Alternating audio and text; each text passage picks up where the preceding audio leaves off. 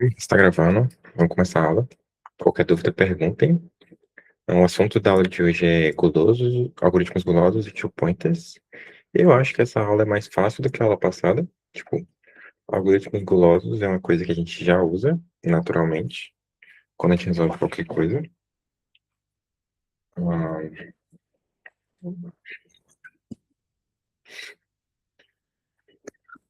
quem quiser o slide, aqui, nesse link. Então, o que a gente vai ver na aula de hoje, basicamente. Eita, nós. Beleza, a primeira parte da aula é algoritmo guloso. Então, a gente vai ver o que é um algoritmo guloso. Vocês vão perceber que a gente já usa, vocês já usaram em algum momento, que é muito natural. E a gente vai ver alguns algoritmos clássicos, tipo, problemas clássicos de guloso que a gente resolve. Mais especificamente, pode dizer que 4 problemas. E aí a gente vai ver onde o guloso falha, né? Tipo, explicar por que o guloso não funciona em qualquer coisa. Depois, two pointers, que é uma técnica para resolver problemas. E aí, um problema de two pointers e acabou. É só isso. A aula de hoje é bem curtinha. Beleza? Qualquer coisa podem perguntar. Tá. Então, algoritmo guloso. Como o nome sugere, guloso é algo que não tem muito controle, assim. Um guloso, ele sempre quer comer. E qual que é a ideia de um algoritmo guloso? Um guloso, ele sempre faz a escolha que parece ser a melhor. Então, como assim? A ideia é que você define um parâmetro para você pegar, e você sempre pega o melhor possível, né? Então, por exemplo, eu quero pegar sempre o maior cara. Isso é um algoritmo guloso. Você sempre vai pegando o maior cara, o maior cara, o maior cara, até não dar mais, e aí essa é a solução do problema. Então, tá. A gente usa guloso em problemas de escolha. Problemas de escolha como o nome sugere, problemas que a gente tem que selecionar itens ou opções dentro de um conjunto de alternativas. Então, é tipo, imagina que eu tenho um conjunto de 3 itens. Quero escolher 2. Aí é um problema de escolha. Você tem que escolher 2 entre os 3. Tipo isso. E o algoritmo guloso não volta atrás em suas escolhas. Então, basicamente, você vai escolhendo com base no seu critério e chega na solução final. Vai ficar mais fácil quando a gente ver o problema de hoje. Ah, e a ideia é que a gente define um critério, isso é importante, para a escolha de um item em detrimento de outro. E depois a gente vai selecionando o item mais adequado. Então, muita teoria, vamos ver a prática. A ideia é essa daqui, né? Então vamos ver esse problema. Steph quer melhorar seu conhecimento em algoritmos durante as férias. Ela tem um total de X minutos para dedicar ao aprendizado de algoritmos. Existem N algoritmos e cada um deles requer AI minutos para ser aprendido. Encontre o número máximo de algoritmos que ela pode aprender. Então, qual que é a ideia? Ele te dá um array que é o tempo que leva para aprender um algoritmo. Então, cada algoritmo leva o tempo correspondente aqui no array. E ele te dá um valor X, que é o total de tempo que você pode se dedicar para aprender algoritmos. Então, por exemplo, você tem 15, você tem que dividir esse tempo entre esses algoritmos aqui, beleza? E algoritmos gulosos geralmente tem a ver com intuição. Então, quando você tem um problema, você tem a intuição do que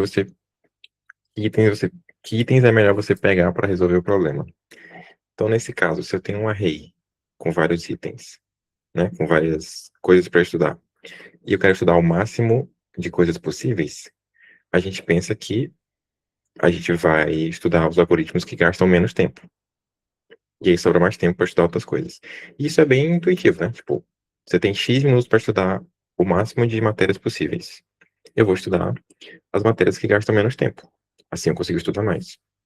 E algoritmo guloso geralmente parte desse princípio. Você identifica o problema e você vê, faz sentido fazer isso. E aí você vai. Então, a gente ordena o algoritmo em ordem crescente de tempo e pega sempre o menor possível. Então, é basicamente Eu vou contar, né, pra não ficar tão na teoria assim, mas como é que seria? Ah, a gente lê o inteiro N e o inteiro X, e X, X é o total de tempo para gastar nos estudos. E aí a gente lê um array A. Qualquer dúvida pode perguntar sobre o código também. Dá um zoom. A gente lê um array A, e aí queremos pegar ah, sempre o menor algoritmo possível, né? Tipo, o menor tempo possível. Então a gente ordena, beleza? A gente ordena o array A, e aí qual que é a ideia? Ah, vamos chamar aqui de... Para cada algoritmo do nosso array, se é, eu consigo pegar ele, então eu ainda tenho tempo disponível para pegar esse cara. Não, tá bom. Se eu ainda tenho tempo disponível para pegar esse cara, é, eu pego ele. Então eu aumento um na resposta. Eu te dei mais um cara. E o meu x diminui. Então, como eu peguei esse cara, o meu tempo disponível para estudar diminuiu pelo tempo dele. E aí no final, printa a resposta. Então, a ideia do algoritmo guloso é isso. A gente quer pegar sempre o menor algoritmo possível, ordena e vai iterando, né, em ordem crescente. Se eu consigo pegar o cara, eu aumento a resposta e subtrai o x. E aí, depois você imprime a resposta. E é basicamente isso. Alguma dúvida? De boa? Acho que a maioria de vocês já deve ter feito um problema de algoritmo guloso em algum momento. E aí, e sempre é algo intuitivo, né? Que é tipo, eu quero fazer isso, logo pegar o menor é sempre melhor. Ou pegar o maior é sempre menor. Então, por exemplo, é, eu quero escolher três itens de forma que a soma deles, a soma dos três itens juntos, seja a maior possível. Você pegaria os três maiores, né? Porque é intuitivo. Você quer maximizar uma coisa, pega os maiores. Então, é tipo essa a ideia. Meio que da intuição. Mas eu vou mostrar que às vezes a intuição não funciona tão bem. Aí a gente tem que fazer algumas coisas. Eu enviei sem nem testar, né? Mas passou. Legal. Então, de boa, esse é o primeiro exemplo.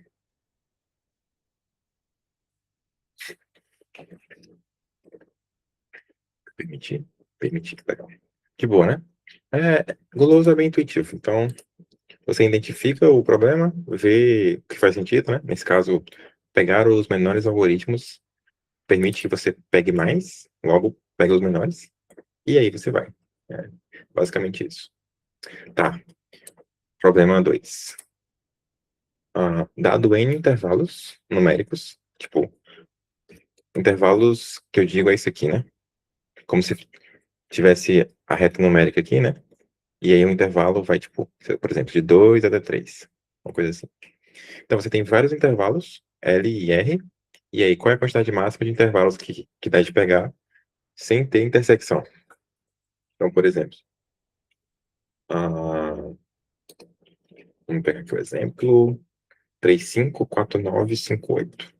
Então, você tem, né, tem uma reta, e aí você tem intervalos. Então, por exemplo, do 3 até o 5 é um intervalo. Aí do 4 até o 9 é outro intervalo. E do 5 até o 8, então 5 até o 8, 5 até o 8 é outro intervalo. E aí a gente quer escolher alguns intervalos, o máximo de intervalos possíveis, sem ter intersecção. Então, por exemplo, nesse caso eu posso pegar o 3, o 5 e o 5 e o 8, porque quando esse acaba, esse começa, né? Então ficaria tipo 3, 5 e 5, 8. Tipo, sem overlap, sem intersecção. De boa? Deu de entender o problema? A gente quer pegar o máximo de intervalos possíveis. Show? Ah, e aí, quando a gente se depara com um problema, a gente sempre fica tipo, meu Deus, e agora? E aí, normalmente, a gente chuta alguma coisa, quando a gente não sabe o que fazer, né? Por exemplo, a gente chuta uma estratégia e torce para funcionar. Então, por exemplo, ah, a primeira estratégia que eu posso pensar é pegar sempre os menores intervalos. Porque se eu pegar sempre os menores, vai sobrar mais espaço para os outros, né? Supostamente. Mas isso meio que falha nesse caso aqui. Então, eu tenho de 1 até 5, 1 até 5.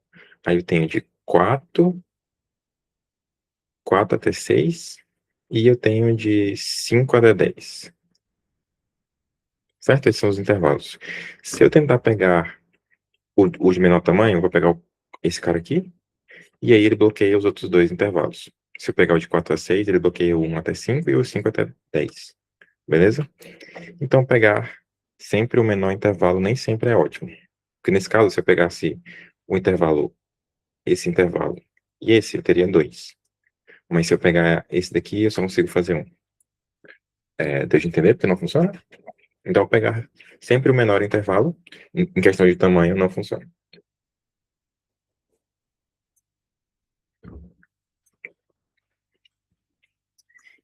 E aí, a segunda abordagem que a gente pode pensar todo mundo entendeu o problema, né? A gente quer pegar a quantidade máxima de intervalos. De boa? E a segunda abordagem é pegar um intervalo que começa primeiro. Então, beleza. Intervalo que começa primeiro. Vamos ver aqui. Tem um problema nesse caso, né? Então, por exemplo, eu posso ter um cara que começa primeiro, mas ele faz isso aqui, né? 1 até 7, aí 2, 2, 3, 4, 5.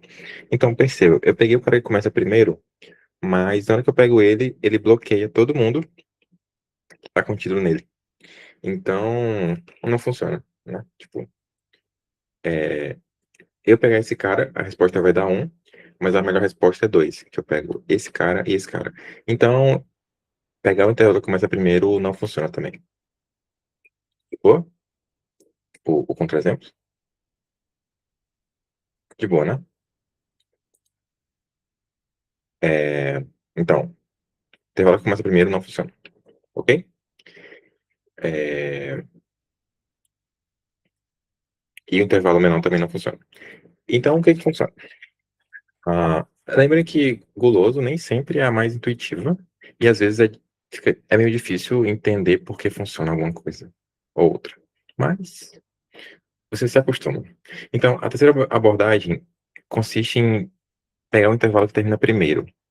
E ela funciona. Ela sempre produz uma solução ótima.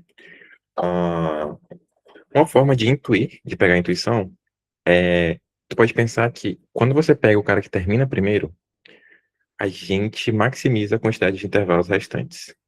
Então, outra forma de pensar é que, por terminar primeiro, ela cria conflitos com poucos intervalos. Então, por exemplo, né, a gente tem aqui a reta, né? Se eu tenho um intervalo que, por exemplo, vai de 1, 1 até 3, ah, quando eu pego esse intervalo, eu garanto que qualquer cara que começar depois do 3 ainda pode ser escolhido, beleza?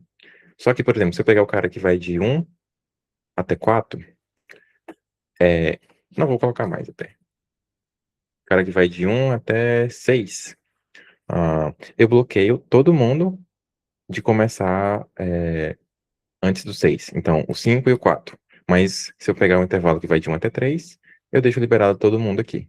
Beleza? Então, essa é a intuição do nosso guloso. Ah, se alguém não estiver muito convencido, tenta fazer no papel e ver porque funciona. Mas uma forma boa de se convencer é resolvendo o problema e vendo o que passa. Então, esse é o problema. Então, no problema, ele coloca uma historinha, né? Você tem N filmes e você tem o horário de início e término de cada filme. Qual é o número máximo de filmes que você pode assistir inteiramente? Ah, e ele vai dar horário de começo e fim de cada filme, e aí não pode ter intersecção, né? Que como é que você vai assistir ah, dois filmes ao mesmo tempo? Então, essa é a ideia. E nesse caso, a gente pega o filme que começa em 3 e termina em 5, e o filme que começa em 5 e termina em 8, e assiste dois filmes. Então, vamos para a solução agora. Então,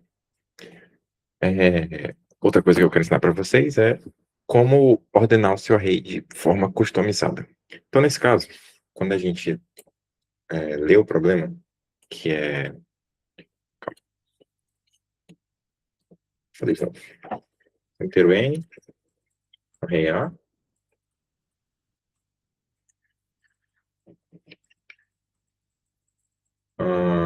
Na verdade, é um array de pares, né? Então, VI aqui eu declarei como um macro, e é vector de pair, né? Então, é um par de inteiros aqui, que representa o início e o fim de cada filme. Então, eu vou ler aqui x.first e x.second, tá? Então, eu leio o começo e fim de cada filme, que está representado como um par aqui. Só que na hora de ordenar, perceba que, por definição, o par ordena primeiro pelo primeiro parâmetro do par, né? Então, o par é assim, né? Início e fim. O par primeiro ordena pelo início e depois pelo fim. Mas no nosso caso, a gente quer ordenar primeiro pelo fim. E o começo meio que não importa pra gente. Só ordenar pelo fim. Então, a gente cria um comparador customizado. Então, como é que isso funciona? Vou mostrar para vocês como criar um comparador customizado. Primeiro, essa sintaxe aqui. Eu vou usar sintaxe de lambda, mas não é necessário. Qual que é a ideia? Se você quer ordenar um array ah, de forma customizada, você cria um comparador que define como comparar dois elementos para par. Então, se é um array de pares, eu crio um comparador que recebe dois pares, né? E decide como eles vão ser comparados. No nosso caso, a gente define que isso aqui.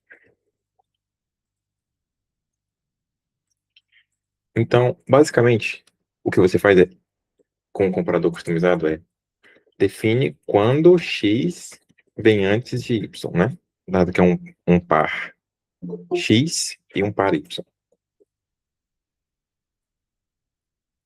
Então, um, um comparador customizado define quando x vem antes de y. Então, ele retorna um booleano, que é quando que x, o primeiro parâmetro, vem antes de y.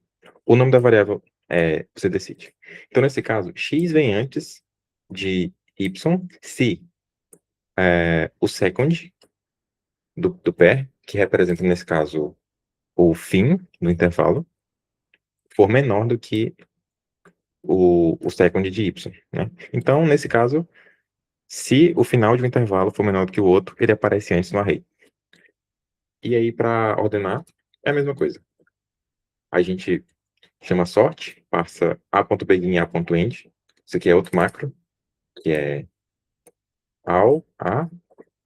ponto begin, ponto end. É só para escrever menos. Só que você tem que passar o comparador também, né?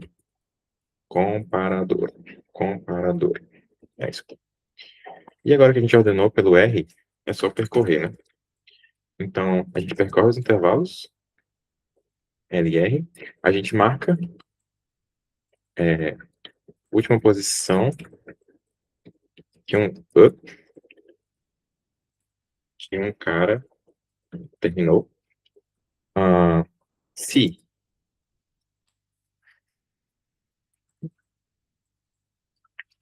Então, se. Opa! Então, se o L do meu intervalo for maior do que a última posição que um cara terminou, quer dizer que tá rolando intersecção. Então, eu não posso pegar esse cara. Eu dou um continue e deu ruim. Caso contrário, eu só aumento a resposta, e eu tenho que marcar que a última posição que terminou agora é o R, né? Que eu peguei esse cara. E no final eu imprimo a resposta. E eu tenho que criar a variável de resposta.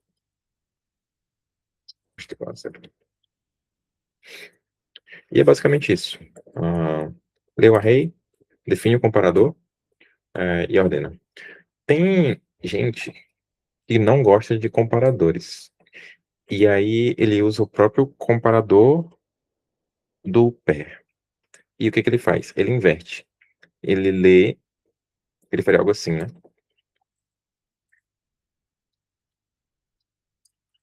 Quando ele faz isso, ele lê o a hora de início do filme no second e a hora de fim no first. E aí, quando ele for ordenar, ele já vai ordenar pelo first, que como está invertido, vai ser a hora de fim.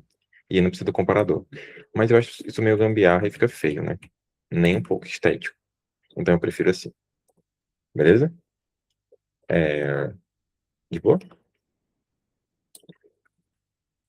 Então, eu vou ter até no slide para quem quiser olhar depois o código. Lê os filmes, cria o comparador. Ah, aqui, ó, essa função retorna a condição para que A venha primeiro que B. No caso, eu passo A e B como parâmetros da função. Beleza? Aí eu ordeno e passo o comparador na função aqui. E é a mesma coisa aqui. Beleza? Ah, eu vou até copiar esse código, porque eu tenho certeza que ele está funcionando. Não, pelo amor de Deus, né? Esse aqui está funcionando. E vamos ver se funciona. Eu não estou muito afim de testar código hoje, então eu vou enviar sem testar. De boa? Comprador customizados e afins? Alguma dúvida na implementação ou na ideia? A primeira vez que você vê essa ideia de ordenar pelo R para resolver esse problema dos intervalos dos filmes, parece um pouco mágico e tipo, não faz muito sentido, mas tentem pegar essa ideia de quando eu pego o menor R, eu deixo, eu crio menos conflito. Tipo, os intervalos que vão dar conflito são minimizados.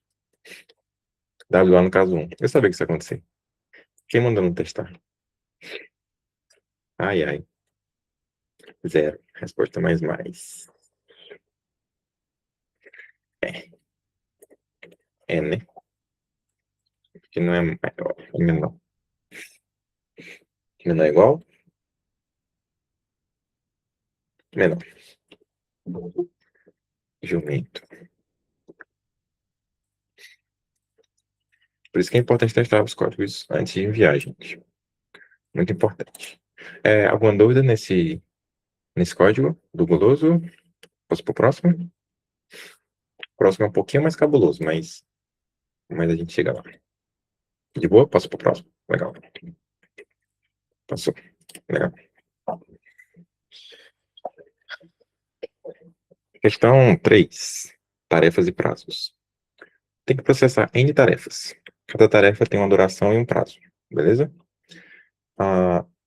Você processará as tarefas em alguma ordem, uma após a outra. Sua recompensa por uma tarefa é P menos D, que é o prazo. Eita, calma, gente. Aqui não é D. Aqui é T. Então, a recompensa por uma tarefa é P menos T, que P é o prazo e T é o tempo de término. O tempo de início é 0. Você tem que processar todas as tarefas, mesmo que uma tarefa renda uma recompensa negativa. Qual é a recompensa máxima se você agir de forma ótima? Então, é isso aqui, né? Ele te dá um array que representa tarefas. Cada tarefa tem uma duração e um prazo. E a recompensa por uma tarefa é P menos T, que é o prazo menos T, sendo que T é o tempo de término. Eu coloquei D aqui, gente, foi mal. Mas deu de entender o problema? Ah,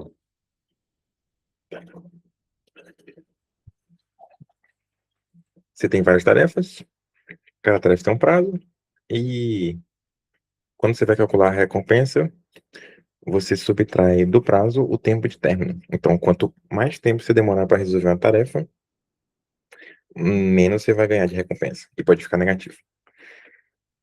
Tá. Então, beleza.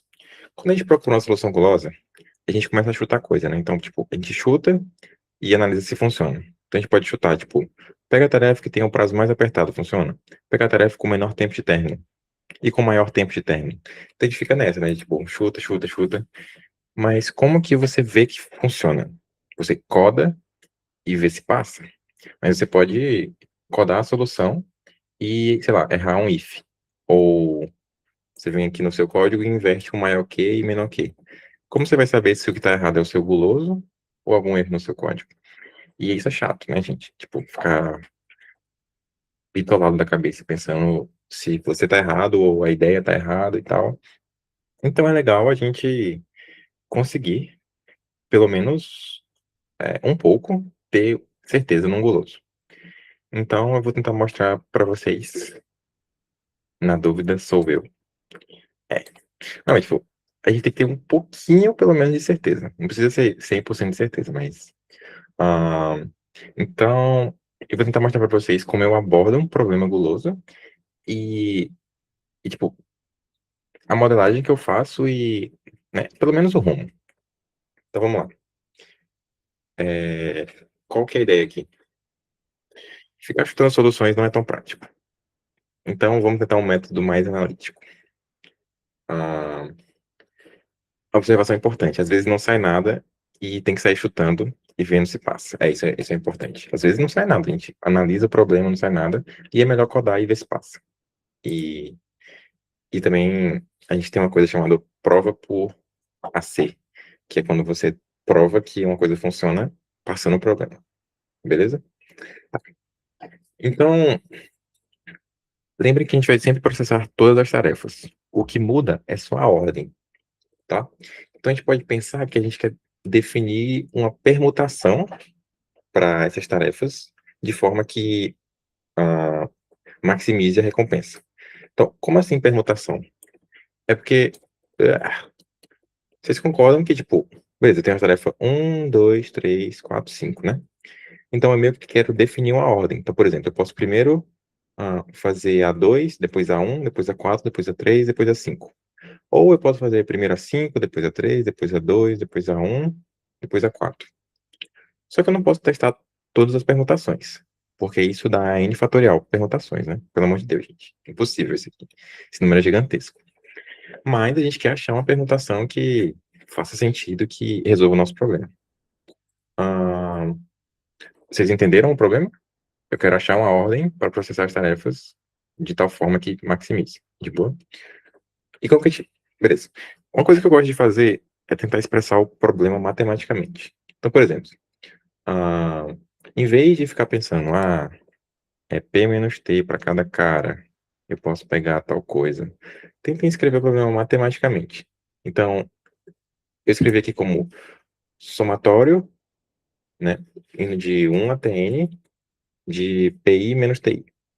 Então, o que isso significa? PI é o prazo da tarefa I e TI é o tempo de término da tarefa I. Beleza? Então, cada cara vai ter um PI e um TI. Tipo, esse I não importa. A gente só quer expandir esse termo matematicamente e ver se a gente encontra algum padrão. De boa? Então, vamos lá. Vamos separar o somatório em dois. Lembrando que eu não sei se tem muita gente familiarizada com somatórios. É uma coisa meio. Não ensinam muito pra gente no ensino médio, ou pelo menos eu não aprendi, porque eu era meio burro, talvez. Mas eu aprendi mais na maratona. Se alguém tiver alguma dúvida com somatórios, pode me falar. Mas basicamente, um somatório é essa letrinha legal aqui. E embaixo você tem o valor que começa, e em cima você tem o valor final. E dentro você vai ter um termo aqui, né? Tipo PI. PI menos TI. E é basicamente isso. Então, e o somatório você consegue separar ele, né? Então você tem somatório de PI menos TI. É somatório de PI menos o somatório de TI. Essa propriedade de somatório famosa. Legal? Ah, tá. Aí o que que rola? Perceba que a gente tem o somatório de PI menos o somatório de TI. Legal? Só que qual que é o problema? O somatório de PI, independente da ordem que você processar os caras, sempre vai ser somado. Vocês concordam comigo? Porque PI não muda, ele tá na questão aqui, né? Ele dá o P de cada cara. Então, pô, pô, eu sempre vou processar esses caras, então eu vou sempre somar esse cara. Então, meio que não importa. O que importa é minimizar, no caso aqui, eu quero minimizar esse somatório aqui, porque ele tá subtraindo. Então, se eu minimizar ele, eu maximizo o somatório global, né? Nossa, isso tá meio matemático. Estão me entendendo, gente? Qualquer coisa eu repito. Então, eu quero minimizar esse cara, porque ele tá subtraindo, e se eu minimizar ele, eu maximizo a expressão toda. Legal? Chamar a expressão toda de E. Ahn, tá. Então, vamos pensar mais um pouco. Então, independente da ordem que a gente escolher, o prazo da tarefa vai ser somado na resposta final. O que muda é o valor do segundo somatório e a gente quer minimizar ele. Então, quando a gente vê isso daqui e vê que sempre o valor do prazo sempre é somado, que conclusão a gente tem que tirar? Que um guloso pegando sempre o menor prazo ou o maior prazo não faz sentido. Por quê? Porque se o valor do prazo sempre é somado, por que diachos eu faria um guloso pegando o menor prazo, o maior prazo, se ele não faz diferença na resposta? Então, para gulosos, a nossa intuição é, né, tipo, ordenar por fatores, pegar sempre o melhor e pegar o que mais influencia na resposta, né? Tipo, a intuição é essa. Então, se eu quero maximizar algo, eu quero pegar sempre o de maior valor. Tipo, a intuição é essa. Então, se o meu PI não serve para nada, não ignora ele. Legal? Então, o que importa é o TI. Então, a gente quer minimizar o somatório dos tempos de término de cada cara. Uma observação. Para um item escolhido I, o valor TI é a soma acumulada da duração de todas as tarefas até agora. Então, como assim? Tipo, então, por exemplo, 6, 10, 8, 15, 5, 12. 6, 10, 8, 15, 5, 12. Duração, tá? Então, aqui é a duração, né? Então, por exemplo, imagina que eu escolho a ordem 1, 2, 3. Beleza? 1, 2, 3. Então, perceba, esse primeiro cara,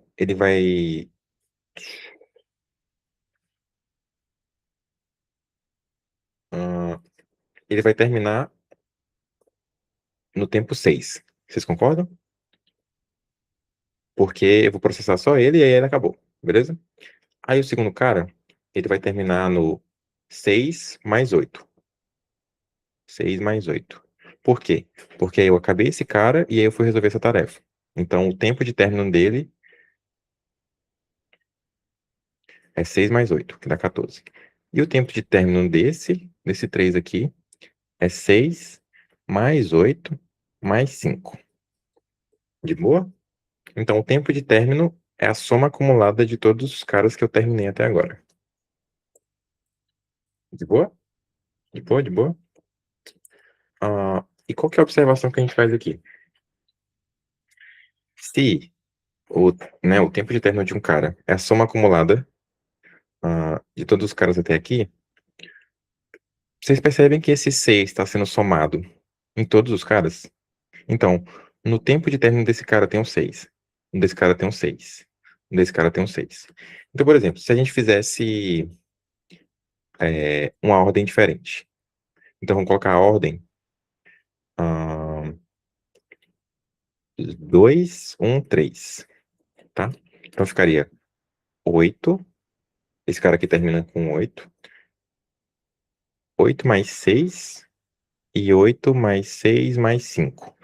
Esse 8 está sendo somado 3 vezes. Então, a gente pode reescrever esse cara, essa soma, né?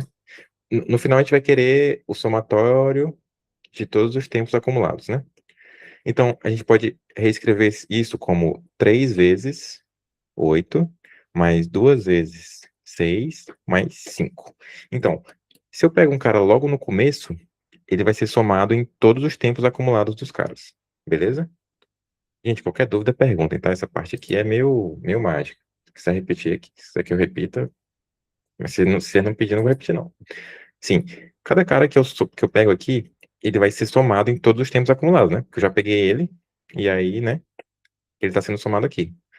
Então, perceba, se eu pego um cara no começo, ele contribui mais para a resposta do que se eu colocar ele no final.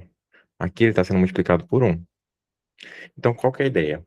Se eu pegar os caras menores primeiro, então, por exemplo, 3, 1, 2, ficaria, vou botar aqui, 3, 1, 2, ficaria 5, 5 mais 6, 5 mais 6 mais 8. Nesse caso, o cara que apareceu 3 vezes foi o 5. E, como vocês já devem saber, 5 vezes 3 é menor do que 8 vezes 3. Então, colocar os menores primeiro me ajuda. Por quê? Porque ele vai ser somado mais vezes, mas se eu colocasse o maior primeiro, o maior seria somado mais vezes. E eu quero minimizar esse cara, então não faz sentido para mim. Tá? Então, essa é a intuição do problema. É pegar sempre os caras que demoram menos terminar e ir processando. E meio que a gente provou matematicamente porque o guloso funciona. Nem sempre a gente prova. Às vezes a gente só pega a intuição. Mas nesse caso a gente provou. A ideia é isso aqui, né? A duração do primeiro item vai ser somada n-1, na verdade é n vezes. Eu coloquei errado. Mas a ideia é essa, né? Que tipo, um cara que você coloca primeiro é somado mais vezes do que um cara que você coloca no final. Alguma dúvida? Meio mágico? Hum, Provar guloso não é muito a minha praia. E geralmente ninguém prova, a gente só coda de ver se funciona. Então vamos fazer isso, né? Vamos codar aqui. O bom de guloso é que na hora de codar é fácil. Então, não dói. Essa é a regra. Então, vamos ver aqui como é que roda isso aqui. Seria a mesma coisa. É, ler, você lê cada tarefa e aí lê duração e o prazo. Então, como a duração não importa, ou, perdão, o prazo não importa, a gente pode ordenar assim mesmo, né? Então, a duração é o primeiro parâmetro do pé. Tá, então isso aqui já resolve, né? Ah, ordena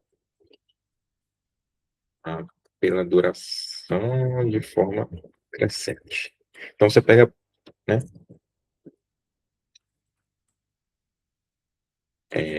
duração. Então você ordena pela duração de forma crescente. E aí, né, vamos lá. Para cada cara, a resposta é. Ah, tem que manter P aqui. Ah, então, para cada cara, ele contribui na resposta ah, o prazo menos o tempo dele. Ah, e o tempo é aumentado pela duração do cara. Só não sei se eu somo antes ou depois. Eu acho que antes, né? Deve ser antes. Então, vamos lá. Eu somo a duração de um cara no tempo total até agora, e aí eu calculo o quanto ele contribui para a resposta, que é P menos T, que é o prazo menos o tempo que ele levou para ser concluído. De boa? Acho que é isso. Alguma dúvida? E você vai ter que testar para ver se funciona, porque eu não sei se soma antes ou soma depois. Vamos ver aqui. Mas geralmente, problemas de guloso é um pouco mais fácil. Mas eu quis mostrar que nem sempre é tão fácil assim, né? Olha aí, tem que tentar a resposta.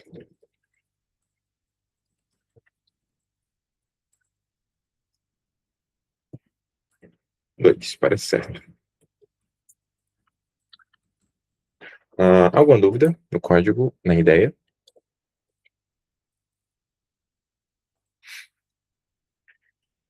Espero que funcione, né? Senão, é. Alguma dúvida? É, isso aqui é uma ideia bem comum até em questões mais difíceis, que é de você, a gente chama de abrir a conta, né? Então, você lê o problema, você não entendeu nada. Transforma ele numa expressão matemática e tenta achar algum padrão, né? Abre a conta, vê o que importa para a resposta, vê o que não importa, e vai tentando achar algum padrão de guloso. Beleza? Passou. Legal. Alguma dúvida? Irei continuar.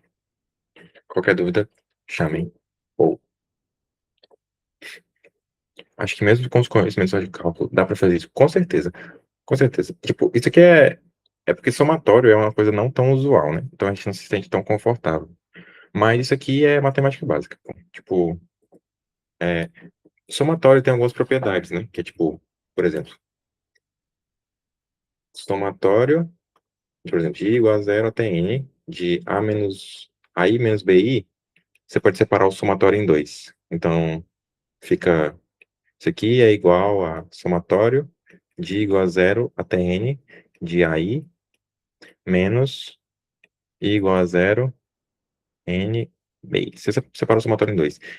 E aí tem mais algumas propriedades, mas é só uma coisinha que tu estuda por fora. Tipo, uma aula tu assiste, tutorial, que tu aprende, pô. Tipo, são propriedades comuns. Então, por exemplo, se eu tenho uma coisa multiplicando, aqui, K, eu posso tirar do somatório. Como se fosse a associativa, né? Colocar em evidência.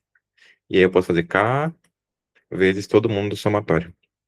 Porque é a mesma coisa, eu posso, né, fazer o chuveirinho aqui, vamos dizer. E aí o somatório tem algumas propriedades legais, mas ah, na verdade, se eu usei cálculo duas vezes em questão de maratona, foi muito. Provavelmente porque eu sou burro também, né? Eu não sou muito bom em cálculo. Mas, no geral, a matemática da maratona é mais aquela matemática safada. Tipo, aquela matemática de remodelar os problemas e, tipo, isolar variáveis e ver o que importa. Tipo, safado não foi um termo muito bom, né? Desculpa. Mas, tipo, por exemplo, isolar uma variável e ver, tipo, ela em função da outra e ver como uma variável influencia na outra. Tipo, esse tipo de coisa, né? É matemática básica. Tipo, se não fosse matemática básica, tu acha que eu estaria na maratona ainda? Sou bobo, pô. Não consigo. Se fosse cálculo, meu Deus, lascou. Ah, alguma dúvida? Vamos para a próxima. Qualquer dúvida, pergunta. Subarray de soma máxima, isso é legal. Ah, dado um array formado por n elementos, encontre o subarray que tem soma máxima entre todos os subarrays. Um subarray é qualquer porção contínua de um array. Então, você tem um array aqui, né? 1, 2, 3, 4. Formado por elementos vizinhos. E a gente pode pensar que é um corte do array. Como, por exemplo, tipo, isso aqui. Isso aqui é um subarray. É um corte do array. Você pega uma parte do array e corta. Então, nesse caso, 2, 3 é um subarray, né? Que você corta ele assim. Mas, por exemplo, só o 1 é um subarray. É, né? Esse subarray aqui, que é só o prefixo. Então, subarray é isso. É igual substring. É uma parte do array que você corta, né? Por isso que é sub, que é menos. Então, é como se tivesse cortado o array. Né? De boa, né? Então, vamos lá. Sim, o problema. Você tem um array A de n elementos e você quer encontrar o subarray que tem soma máxima entre todos os subarrays. Primeiro, alguém sabe quantos subarrays um array pode ter? Né? Tipo, por exemplo, se você tem um array aqui, 1, 2, 3, 4. Você tem um subarray 1, aí tem um subarray 1, 2, aí o subarray 1, 2, 3, subarray 1, 2, 3, 4, né? Quase, quase, quase. O 2 é legal, o elevado não, mas o 2 é legal.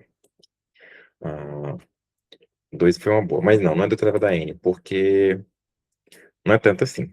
Seria 2 elevado a n se... Isso é subsequência, que eu vou explicar em outra aula. Subconjunto de um... mas nesse caso não é. Seria 2 elevado a n fosse... Se realmente fosse subconjuntos. Mas o subarray, ele só pode ser elementos contíguos. Então, por exemplo, eu não posso ter o subarray, nesse caso aqui, 1, 3, 4. Porque o 1, 3 e o 4 não estão contíguos. Tipo, não estão em sequência no array. Então não é um subarray. Mas se fossem subconjuntos, aí seria 2 elevado a n, tá? Inclusive, eu vou perguntar isso em outra aula, e tu vai ter 2 elevado a n, vai estar certo. Mas não nessa aula. Nessa aula é outra coisa, e eu quero que alguém responda quantos subarrays existem no total no array. Então, um subarray ele pode começar em qualquer lugar, né? E meio que ir pra frente, assim. Algo. E esse cara aqui vai aqui, esse cara vai aqui. Alguém? Somatório de 1 a n. Acho que é, né? Acho que é. 1, é, 1, 2, 3, 4. É, exatamente. Somatório de 1 a n, tá certo. Somatório de 1 a n. É, por quê? Qual que é a ideia do somatório de 1 a n?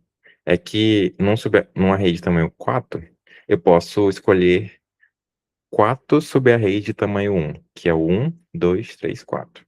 Então eu tenho o 1, o 2, o 3 e o 4. É, e aí, de tamanho 2, eu tenho o 1, 2, o 2, 3 e o 3, 4. Então esse subarray aqui. E aí, de tamanho 3, eu tenho o 1, 2, 3 e o 2, 3, 4. E de tamanho 4, só tem um, né? 1, 2, 3, 4. E aí é por isso que é soma de 1 até n, que é tipo 4 mais 3 mais 2 mais 1. E aí se fosse tamanho 5, ia ser 5 mais 4 mais 3.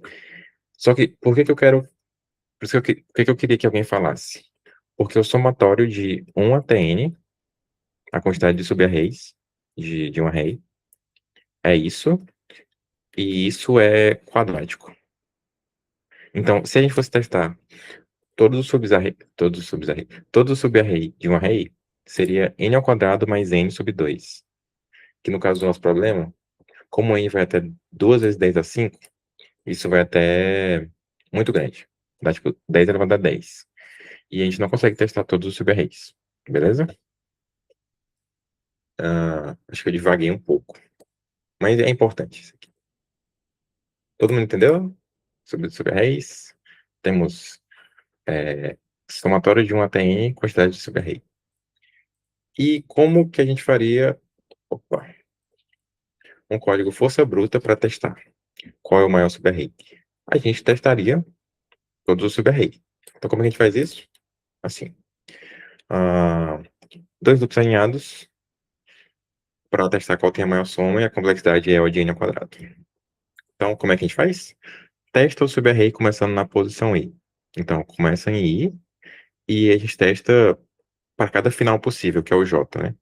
Então, primeiro a gente testa 1, né, o subarray começando no índice 1, terminando em 1, depois o índice 1, terminando em 2, até o índice 1, terminando em n, né?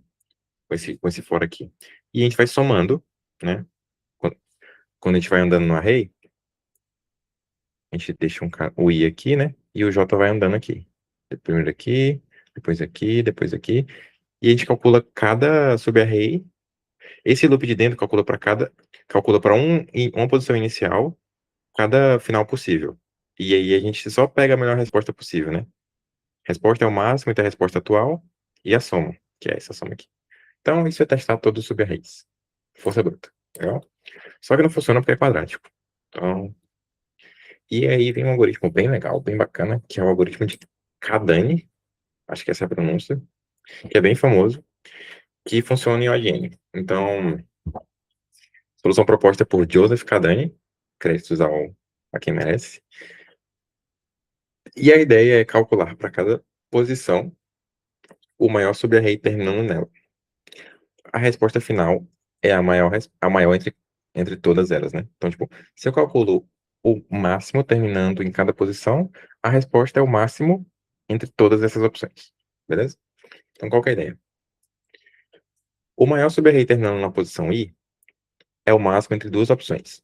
Eu posso estender o máximo do subarray terminando na posição i-1, somando o cara aqui agora, ou eu posso começar um novo subarray com o valor ai. Então, qual que é a ideia? É sempre bom lembrar, né? Tem números negativos. Porque se não tivesse números negativos, eu podia só somar todo mundo, né, gente? Então não faria sentido essa pergunta. Acho que eu devia ter mencionado isso antes. Então, eu quero saber o maior subarray porque tem números negativos. Se não tivesse números negativos, eu só pegava o array todo. Legal? Então, por exemplo, menos 1, 3, esse cara aqui. Menos 1, 3, menos 2, 5, 3. Tá, não vou copiar o array todo não, porque tô com preguiça. Menos 1, 3, menos 2, 5, 3. Menos 2, 5, 3. Então, por exemplo, o maior subarray, terminando nesse cara, é menos 1, né? Que só tem ele. Só que para esse cara, o maior subarray terminando nele não é o array inteiro. Tipo, menos 1, 3, que daria soma 2. É ele próprio, então daria só 3. Beleza? Ah, o maior subarray terminando em menos 2 é 1. Porque se eu fosse começar de novo, ficaria só menos 2. Mas como eu já tenho um 3 antes, eu posso pegar esse 3 e somar comigo. Fica 1. Ah, pro 5, o maior subarray terminando nele é 5 mais 1, que é o 6. Pro 3, o maior subarray terminando nele é 3 mais 6, 9. Então, essa é a ideia. Eu escolho entre começar um novo e estender o que eu já tenho na posição anterior. Então, o código é basicamente isso aqui. Eu vou criar um array que guarda o maior subarray terminando em cada posição. Eu primeiro marco que o maior subarray na posição 0 é o próprio cara, tá? Isso aqui é porque eu não quero ficar colocando if no código. E eu marco que a resposta é esse primeiro subarray também. Aí, para calcular para cada cara, o que eu faço? Estender o maior subarray na posição anterior, mais o cara atual, e começar de novo é só o próprio cara, né? Então, que é a resposta para ele é o máximo entre estender e começar de novo. Legal? E a resposta é o máximo entre todas as posições. Todos os maiores subarrays de cada posição. De boa? Alguma dúvida? É, é legal esse código. Se fosse vocês, eu resolveria esse problema hoje mesmo. Não perderia essa chance. Bem bacana. Isso cai muito em entrevista, tá? É bem comum, na verdade. O pessoal gosta dessa ideia. Ah, sim, mas é isso, gente. Ah, é bem simples. Ou você estende com a posição anterior, ou começa um novo. No via de regra, gente, ah, se a posição anterior deu um valor negativo, não compensa estender. Então, ignora. É, é isso. Dá até de fazer mais simples o código, mas de maneira geral, é isso aqui. Extra. Como resolver esse problema com soma de prefixo em O de N? Alguém sabe? Alguém sabe? Como resolver se o tamanho do subarray tem que ser maior ou igual a k? Então, se eu disser qual é o subarray de maior soma, só que considerando apenas subarrays que tem tamanho maior ou igual a k. Não pode ser subarray de tamanho 1 nem de tamanho 2. Tem que ser maior ou igual a k. Alguém sabe resolver? Alguém tem alguma ideia? Esse problema é legal. E eu acho que ele é meio não usual. Eu vi ele poucas vezes em questões. Mas é fácil. Então, o primeiro, alguém sabe resolver como achar o subarray de maior soma usando soma de prefixos? Que eu expliquei na última aula.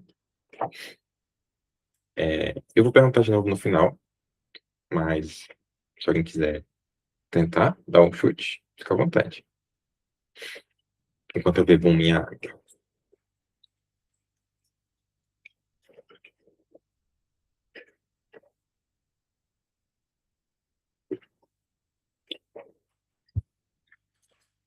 Eu não vou explicar como resolve, tá? Vocês vão ter que. Alguém vai ter que chutar e acertar. E eu acho que na próxima aula eu explico. Mas eu vou deixar para vocês aí, como exercício do leitor, que é trivial. Beleza? Não, não é trivial, foi uma piada. Tá. Problemas em que o guloso falha. Então agora eu vou mostrar situações, uma situação que o guloso falha, mas acontece em mais de um. Então, dado o conjunto de moedas 1, 3, 4, Qual é o número mínimo de moedas que temos que usar para construir um valor S? Dado que cada moeda pode ser usada quantas vezes quisermos. Infinitas vezes. Cria algum vetor só para atualização? Hum, muito abstrato. Desenvolva mais, Diogo. Muito abstrato. Tá. Então, você tem umas moedas, né, de valor aqui, você quer construir uma soma S. Então, esse é um problema famoso e, tipo, existe em alguns casos que você consegue fazer uma solução gulosa, né? Dependendo do conjunto de moedas. Só que, olha esse caso aqui, né? Dado o conjunto de moedas 1, 3, 4. Então, em alguns casos, existe uma solução gulosa que é pegar a maior moeda que não passa do valor atual de S. Então, é tipo, pega sempre a maior moeda possível que não passa do valor de S. Isso funciona em alguns casos, mas nem sempre. Por exemplo, você quer construir o valor 6. Construir o valor 6. Então, nesse algoritmo guloso, o que você faria? A maior moeda que não passa de 6 é o 4. Então, aí foi 6 menos 2 igual a 2. Agora no 2. A maior moeda que não passa de 2 é 1. E aí 1. E aí, de novo, 1. Então, a resposta ficaria 4, 1, 1. 3 moedas. Só que a gente podia pegar 3, 3. Então, 3, 3 é igual a 6. A gente usou duas moedas e construiu a soma S. Então, esse problema não tem solução gulosa. Eu coloquei conhecida, mas provavelmente não deve existir. E a gente resolve ele com programação dinâmica. E vamos falar em algum momento. Eu acho. Eu acho. Não tenho certeza. De boa? Então, existem casos em que o guloso falha. ah, e, e é muito importante a análise de complexidade, gente. Porque, por exemplo, se você consegue testar todas as soluções possíveis num problema, a entrada é muito pequena, por que você está pensando num guloso? Tipo, por que motivo? Então, é sempre importante analisar a complexidade antes de decidir o que você vai usar, né? Tipo, por exemplo, se o seu n é 10 elevado a 18, você não pode estar pensando em fazer um for até 10 elevado a 18, que não passa. Então, analise a complexidade antes de resolver um código, por favor. Tá? Ah, eu não codei essa aqui, mas eu deixei o código aqui no slide. É só copiar isso aqui que passa, tá? Se alguém tiver dúvida quando estiver resolvendo. Beleza? E agora ele, two pointers. Eu podia colocar em português, dois ponteiros, mas é porque muitos dos materiais que vocês encontram na internet, tá? Two pointers, e todo mundo fala two pointers, e aí eu... Ah, quer saber? Two pointers. Ah, então vamos lá. Two pointers é uma ideia, uma técnica, assim, genérica, mas tem algumas aplicações usuais. Ah, então qual que é a ideia? A tradução de two pointers é dois ponteiros, né? Para quem tá em dúvida. Dois ponteiros. Então, não é ponteiros, literalmente, né? Porque ponteiros são endereços de memória. Nesse caso, com ponteiros, o que a gente usa são índices. Variáveis índices, igual I e J, tá? Então, a gente usa duas variáveis índices para percorrer um array. E a restrição é que cada ponteiro só pode se mover para uma direção. Em alguns materiais são chamados de monotônicos. De novo essa palavra, foi mal, gente. Mas é porque eles só se movem, ou ele só cresce, ou ele só diminui o ponteiro. Beleza? Então, pelo fato deles, mesmo sendo dois ponteiros, por eles só se moverem em uma direção, a complexidade do algoritmo é O de n. Então, por exemplo, olha esse força bruta aqui. Nesse força bruta, são dois ponteiros, né? I e J. Só que qual que é o problema? Sempre que você termina esse for, o seu ponteiro J, ele volta para o começo. Então, você faz um for, né? N de 0 até N. Aí, beleza. Aí você tem um array aqui, aí você tem um ponteiro I, aí o ponteiro J, ele vai. Esse, esse, esse e esse. Quando o ponteiro I avança, o ponteiro J volta para acompanhar o I de novo. Isso não é a técnica two pointers, porque o seu ponteiro está se movendo nas duas direções. Ele está indo e voltando. Isso é quadrático. Então, né? Não funfa. Beleza? No two pointers, o seu array ele só se move em uma direção. Então, um exemplo de algoritmo, uma questão two pointers que vocês já viram e alguns fizeram, é a questão essa aqui, do SEAC. Você tinha um array para dificuldade da prova e um array para dopamina. Então, você meio que usava dois ponteiros, um para percorrer a- a- as provas e outro para percorrer a dopamina. Isso é two pointers, tá? Eu sei que nem todo mundo gostou dessa questão, mas tudo bem. Tá. Então, exemplo. Dado dois arrays ordenados A e B, combine eles em um array grande C que também está ordenado. A abordagem ingênua é só juntar os dois arrays e chamar um sort. A complexidade é n log, mas dá de fazer em O de n, que é o que a gente quer fazer. Beleza? Então, qual que é a ideia? Esse tem um... Então, por exemplo, vamos fazer aqui. Tu tem um array que é 1, 3, 5, 7, ordenado. Tu tem outro array que é 2, 3, 6, tá? Você quer juntar ele num grande array, que é a combinação dos dois. De boa? Então, qual que é a ideia? A gente usa dois ponteiros. Um vai marcar o menor cara que a gente não adicionou no array A aqui, e outro vai marcar o menor cara que a gente não adicionou no array B. Qual que é a ideia? A gente compara. Se o menor cara no A é menor do que o menor cara no B, adiciona ele, adiciona um aqui, e anda com o ponteiro. Então o ponteiro agora vai para cá. Aí agora de novo. O menor cara do A é menor do que o menor cara no B? Não. Então adiciona o menor cara do B. Aí anda com o ponteiro de novo. O menor cara do A é menor do que o menor cara do B? É menor ou igual. Nesse caso não importa. Então eu vou andar com o do A. 3, anda com o A. De novo, o menor cara do A é menor que o menor cara do B? Não. Anda com o aqui. Então anda pra cá. O menor cara do A. Não, não. Sim. Então adiciona esse cara e anda com o ponteiro. E aí, análogo, né? Esse cara e esse cara. E aí anda pra cá, anda pra cá. Tem que tomar cuidado com esse final aqui. Então, perceba, só andando com os ponteiros e marcando, a gente consegue criar um novo array grandão ordenado, sem ter que, né, tipo, juntar eles e chamar a função sort. De boa? No merge sort, que vocês já estudaram em alguma matéria aí, a gente faz isso. Na hora de juntar duas porções do array, que a gente divide no merge sort. Merge sort é o que divide e conquista, para quem não lembra. Eu não sei se vocês vão lembrar depois disso. Mas tudo bem. O importante, o importante é, para resolver o problema, a ideia é criar dois ponteiros. Um marca o menor elemento, um marca o menor elemento em A, outro marca o menor elemento em B. A gente compara, pega o menor e anda com o ponteiro correspondente. Porque aí o menor não é mais esse, porque a gente já inseriu no array. Então o código é isso aqui. Você recebe um array A, um array B. Você cria um ponteiro para o A e um para o B, né?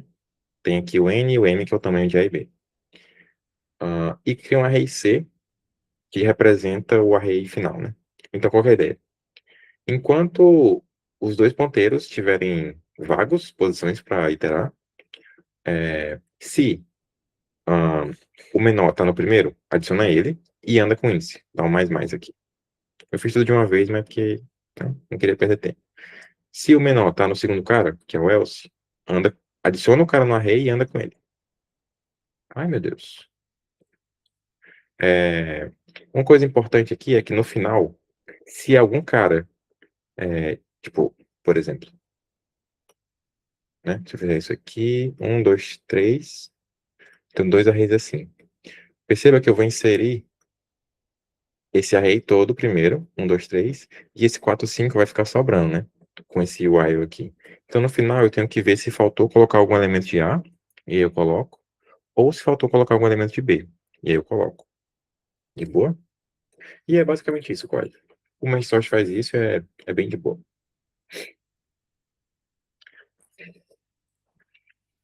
Agora vamos para um problema novo.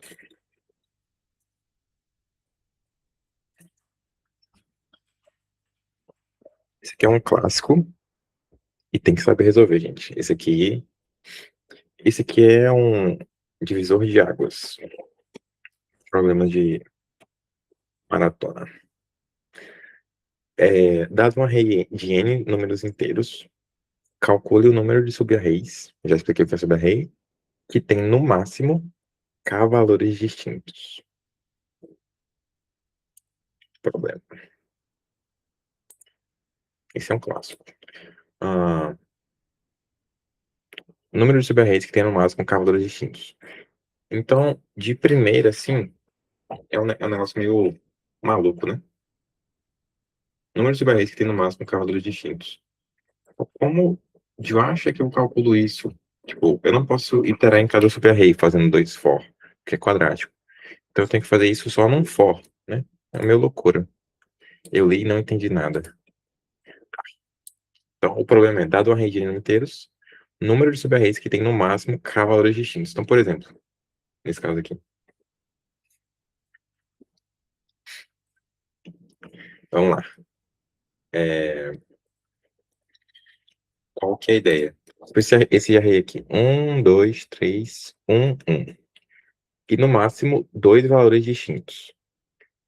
Então, por exemplo, tu concorda que o array inteiro não tem no máximo k valores distintos, né? K igual a 2. Por quê?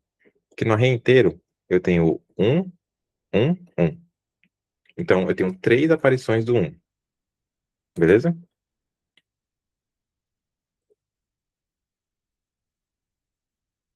Pera aí. Viajei, foi mal. Viajei. Por exemplo, 1, 2 e 3, esse subarray aqui, não funciona. Por quê? Porque eu tenho 3 valores distintos mais o k igual a 2. Então, por exemplo, um array que funciona é o 1, 2, esse daqui. Porque eu tenho 1 e o 2, e aí são dois valores distintos. Outro array que funciona é o 3, 1. Porque eu tenho o 3 e o 1, que são valores distintos.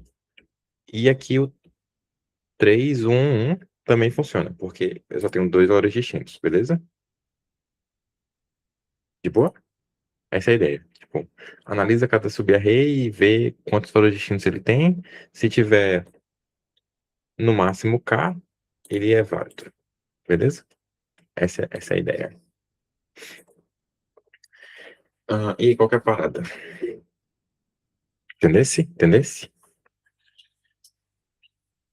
Calma aí, cara. Calma aí, calma aí. Calma aí, a gente chega lá.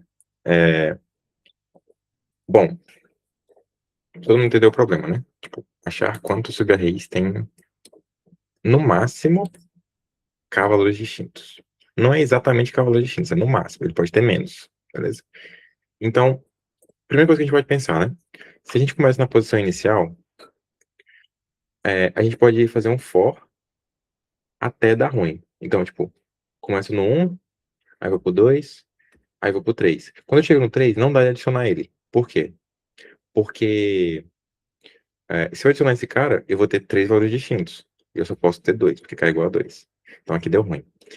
Então a ideia é mais ou menos por aqui, que é, eu aumento o quanto der o meu R. Então eu vou chamar de R essa variável, que eu vou aumentando aqui. E aí quando... E eu marco a posição de início, beleza? Quando dá ruim, aí eu falo, eita, gente, deu ruim. Mas o que que eu faço? Eu vou diminuir esse sub-array aqui enquanto estiver dando ruim. Então, qual que é a ideia? Se eu tenho 1, 2, 3, e eu tô aqui, né, travado, para eu passar desse 3 aqui, eu tenho que ir tirando caras daqui. Então, qual que é a ideia? Eu ando com o ponteiro para cá. Então, vai ficar agora 2, 3, e agora funciona. Porque só tenho dois caras distintos. Aí eu tento andar de novo. 2, 3, 1. Aí eu faço 2, 3, 1. ando com o ponteiro pra cá. Eita, gente, deu ruim de novo. Não dá mais de andar. O que que eu faço? Ando com esse ponteiro daqui. Fupt. Aí vai ficar 3, 1. Beleza? Ah, aí, novamente, eu tento andar com esse ponteiro daqui. 3, 1, 1. Aí vai ficar 3. Ah, gente, o ponteiro ficou aqui, né? Aí vai ficar 3, 1, 1. Ponteiro aqui e um ponteiro aqui. Perceba que aqui eu só tenho dois valores distintos. Então, eu não preciso mexer com esse ponteiro aqui. Então, deu bom. Então, meio que a ideia é por aqui, né? Eu ando com um ponteiro na direita, sempre aumentando. Quando dá ruim, aí eu falo, eita, gente, deu ruim. Vem andando com o ponteiro da esquerda, o L, até enquanto eu tiver mais do que K caras distintos, para eu poder pegar esse cara novo. Então, a ideia é por aqui. Mas vamos lá. Qual que é a ideia? Calcular a resposta para cada R. Então, é bem comum essa ideia, tá, gente? Um problema de array, calcula a resposta para cada R e soma ou pega a melhor entre cada resposta. Então, como é que funciona? Especificamente, a resposta terminando na posição R.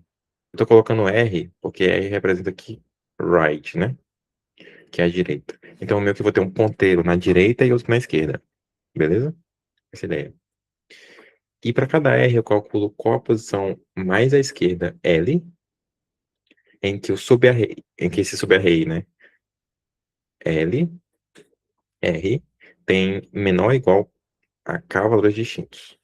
Ok? Beleza? Então, para cada cara, então, por exemplo, nesse caso aqui, 1, 2, 3, 1. 1, 2, 3, 1. Para esse 3, o cara mais, a posição mais à esquerda, em que ainda dá certo, é o 2. Porque tem dois valores distintos. Se eu tentar ir mais para a esquerda, não dá.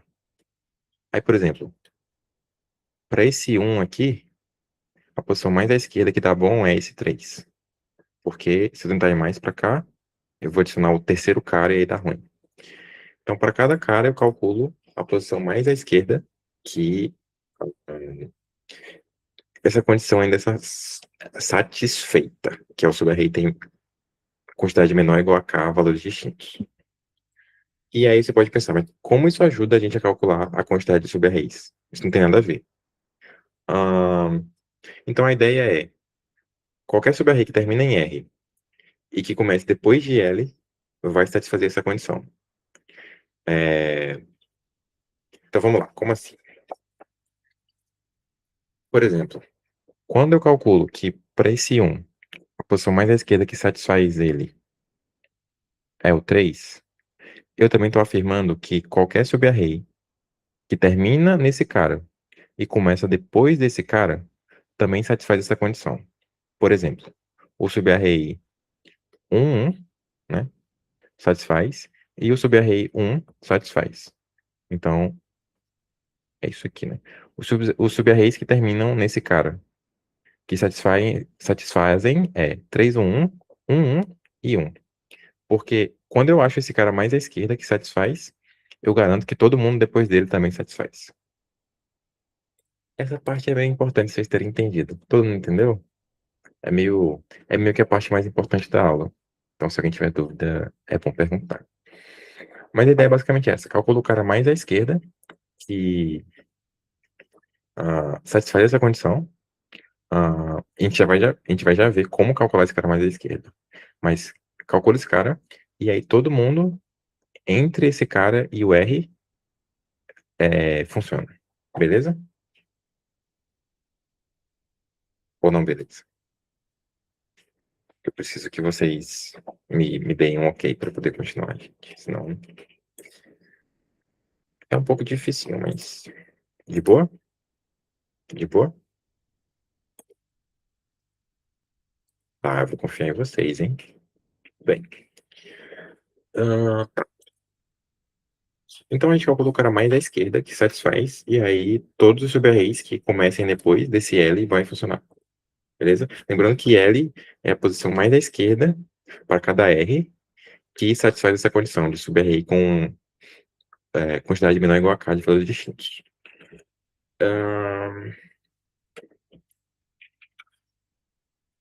Agora vamos para o algoritmo. Isso funciona também para calcular o maior subarray com, no máximo, k valores distintos. Por quê? Porque se a gente calcula esse L para cada cara, a resposta é só o máximo entre cada R, né, que eu calculei. Né? Se eu calculei para cada R o mais à esquerda que ele consegue ir, a resposta é o máximo entre isso aqui de cada cara, né? R menos L mais 1. R menos L mais 1 é o tamanho do intervalo e também a quantidade de subarrays, né? Porque se eu digo que o ponteiro está aqui, esse cara funciona, esse cara funciona e esse cara funciona. Tipo, esse subarray funciona. Beleza? Talvez isso não tenha ficado tão claro mesmo. Qualquer coisa perguntem, gente. Eu não tenho como saber se vocês estão entendendo se vocês não perguntarem. Pode pedir para eu explicar de novo. Tá. Algoritmo. Qual que é a ideia? A gente cria um mapa que guarda a frequência de cada cara no subarray. Beleza? E um contador de valores distintos. Beleza? Um contador é uma variável mesmo. Um inteiro CNT. Contador, igual a zero no começo. Normal. Quando a frequência de alguém sai de 0 para 1, lembrando que eu estou guardando a frequência de cada valor no array. Beleza? Então, quando a frequência de alguém sai de 0 para 1, a gente tem um novo valor distinto, né? E o cara apareceu a primeira vez, a gente tem um novo valor distinto.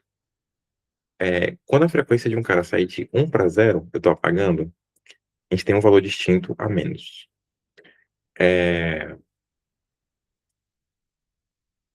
Tá, isso aqui tá errado. Não é a R, é porque era para ser A de R, né? Tipo isso. Para cada R, a gente adiciona um valor, que está entrando agora. E se for um novo valor distinto, a gente soma 1 no contador. Contador, meu Deus, escrevi tudo errado. Enquanto tiver mais que k valores distintos, eu ando com o ponteiro L para frente. E a gente está removendo valores aqui, tá? E no final a gente vai ter a posição L para cada R. Então, eu vou codar isso porque isso é chato. Então, que questão é essa? Final. Que questão é essa?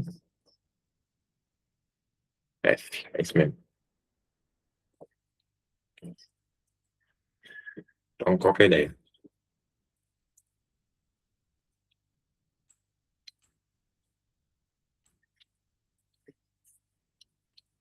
A gente lê um array e a gente lê um valor K. Inteiro N, um valor K e um array. Qual que é a ideia? Eu deixo aqui uma variável L fora do loop. E agora eu vou calcular para cada R.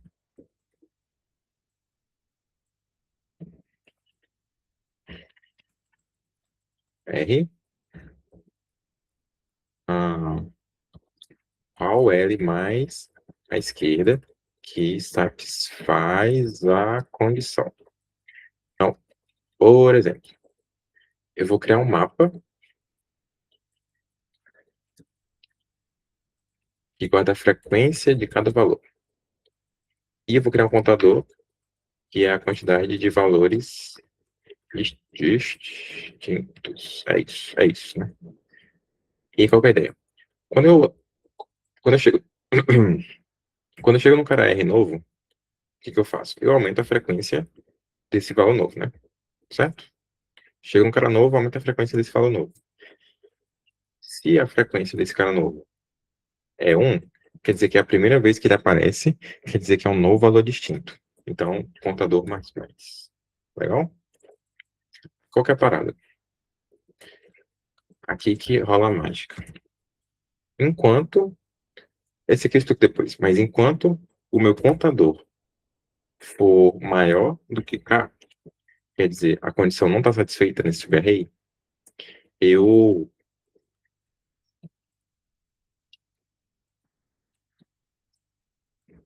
diminuo o tamanho do subarray, o que significa que eu vou apagar esse valor, né, não é mais considerado dentro do subarray, e eu ando com o ponteiro L. Então, apago o cara do subarray. Se o cara virou... Cala. O cara virou zero, o que que eu faço? Eu... Então, sem ter menos menos. Que é, quando eu apago um cara, se a frequência dele virou zero, quer dizer que não, que tem um cara distinto a menos, beleza? Então, por exemplo, se eu tenho, se eu tenho um array assim, né? Se eu ando com o meu ponteiro para cá, eu apaguei esse cara aqui. Perceba que a quantidade de elementos distintos continua a mesma, porque o meu contador antes estava 3 e agora foi para 2. A frequência do valor 1, beleza? E aqui no final do loop eu vou ter ah, ah, o L mais à esquerda, ele aqui satisfaz. E aí a quantidade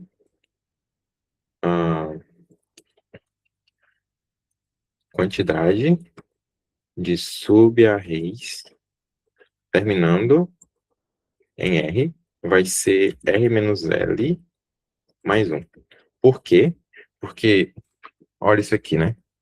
Se eu tenho 1, 1, 3, e os ponteiros estão assim, esse subarray tá certo, né? 1, 1, 3. 1, 3 tá certo também, e o próprio 3 também tá certo. Então, eu tenho 3 subarrays que satisfazem a condição. Então, é como se fosse todos os subarrays entre esse e esse. E eu só preciso saber o tamanho desse intervalo para calcular isso, que é R menos L mais 1, por algum acaso. E aí eu aumento a resposta pela quantidade e imprimo a resposta.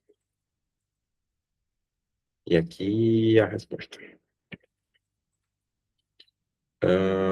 Eu acho que é isso. O código não é tão grande assim, né? É basicamente isso. Make F 10. Legal, funcionou.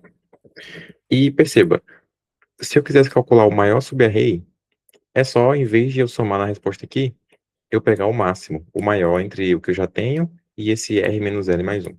Então é de boa, né? Alguma dúvida? Posso enviar esse código, ver se funciona, né?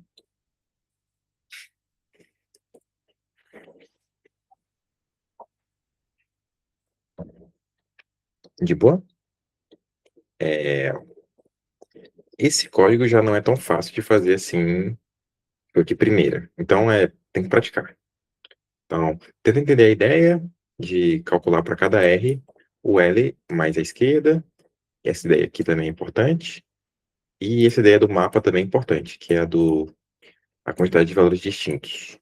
Bem importante, inclusive. Então, passou, funcionou. Legal. Alguma dúvida, gente? Se repetir alguma coisa? E afins? Ah, tá. Ah, eu deixei a solução aqui também no código. A solução também aqui no slide. Se alguém quiser ver e tentar entender, coloquei uns comentários. É basicamente isso aqui. E embaixo era para ter essa parte aqui, só que acho que cortou. Vai estar no GitHub também. Então, qualquer coisa, olhe no GitHub. Mas tem uma explicaçãozinha legal aqui. Alguma dúvida, gente? Posso continuar? Estamos acabando a aula já. Então, de boa. Ai, ai. Eu acho que eu não sei se eu avisei, mas quinta é feriado, então não vai ter aula. Então, folga. Então, resolvam as questões, que vocês vão ter muito tempo. Até terça que vem. Dito isso, generalizando o algoritmo. Nossa, vai ser osso. Mas vamos lá. Tentando generalizar um pouco, a gente pode resolver qualquer tipo de problema de subarray com esse tipo de restrição de menor igual a k, maior igual a k. Mas a condição que tem que ser satisfeita é que para um dado R, a posição L é a mais à esquerda, que a condição é verdade, e aí qualquer índice que tiver entre L e R também atende à condição, né? Que é tipo, Isso aqui que eu mostrei.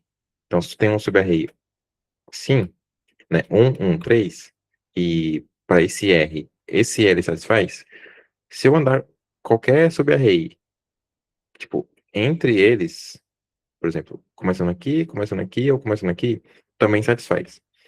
Se essa condição for satisfeita, eu consigo resolver o problema com um código literalmente, tipo, igual isso aqui. O que muda é só pouca coisa. Ah, eu não falei disso, mas, tipo, enquanto L for menor do que R, é só pro L não passar do R, né? Tipo, que aí daria merda. O L não pode passar do R, ele pode no máximo ficar no mesmo nível. Porque a posição mais à esquerda para um R não pode ser. Tá na direita do R, não faz sentido. Ah, tá. Então, se essa condição for satisfeita, isso daqui, aí deu bom. E aí a gente também fala que a função que determina o valor de uma posição R é monotônica em relação a L. Esquece, isso aqui se você não entendeu de primeira, é mágica. Então, por exemplo, um subarray com soma menor ou igual a K.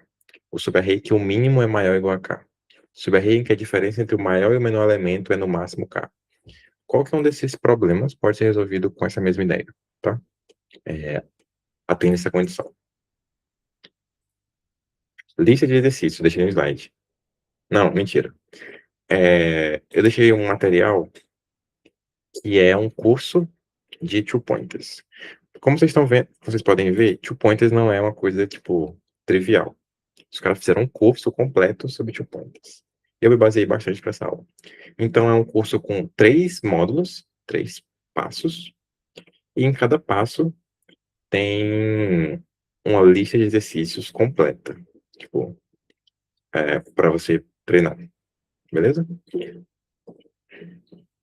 É, assim, você não fica bom na maratona do dia para noite, gente, você tem que praticar. Então, por exemplo, eles colocaram só num módulo aqui tem 1, 2, 3, 4, 5, 6, 7, 8, 9 questões. Você quer ficar bom de pointers? Aprender? Resolva todas. É isso. E resolva a lista de exercícios que eu passei. É isso. É impossível ficar bom sem treinar, gente. É isso. Não, eu posso dar 500 aulas aqui de teoria e tal, mas no final é com vocês aí, vocês que sabem. Então vamos treinar. Dito isso, vamos ver o que tem aqui ainda. Perguntas. Qual a quantidade de UBS que a gente já tem? Eu já perguntei isso. Muito burro. É. Isso aqui já foi. O Diogo respondeu. Como calcular a quantidade de subarrays em que a quantidade de elementos distintos é maior do que K? E aí? Alguém sabe? A gente acabou de calcular a quantidade de subarrays que a quantidade de elementos distintos é menor ou igual a K. Como que eu acho os subarrays que a quantidade de elementos é maior do que K? Alguém sabe? Alguém tem alguma ideia?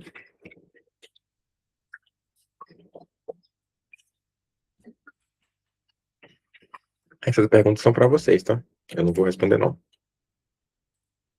Fica como exercício para o leitor aí. Alguém tem alguma ideia? Subarrays que a quantidade de elementos distintos é maior do que K. E a última pergunta eu já perguntei antes. Como calcular o subarray com maior soma, dado que o tamanho dele tem que ser maior ou igual a K? Hum? Alguém sabe? Isso também vai ficar como exercício ao leitor. Então, se ninguém fala nada, a aula vai ficar por aqui. E eu deixei o curso aqui nas documentações. Na verdade, eu vou mandar só que ficar sublinhando questão, não. Se alguém tiver interesse em aprender mais sobre two pointers e saber tudo o que há para saber sobre two pointers, esse curso é o melhor possível. Tá em inglês. Aprenda inglês. É isso. Ah, e tem um material bom do Nike sobre